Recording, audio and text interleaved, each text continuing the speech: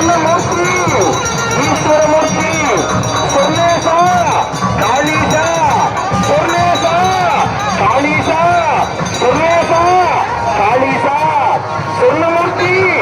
அகம் உள்ளுக்குள்ள அகம் ஒன்று இருக்கிறது, புறம் ஒன்று இருக்கிறது. அகமும் புறமும் எப்படிங்க? அகத்துக்குள்ள இருக்கிற இறைவனை இருக்கிற மன வெளி கண் பார்வை தெரியாத ஒருத்தர் எங்களோட பழனிக்கு வந்தார். அவரை பழனிக்கு பாத யாத்திரையா கூட்டிட்டு போனோம்.